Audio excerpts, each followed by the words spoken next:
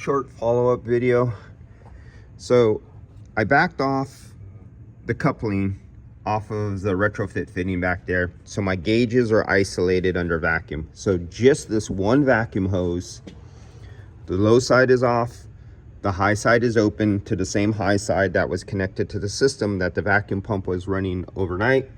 And you can see the slow decay. Where we're going into 15 minutes now. We're at 141 microns. So it's really difficult to use a micron gauge in gauges that have been used that are contaminated with refrigerant oil, and you're taking the volume of just one single hose and be able to be capable of holding down the micron range this low.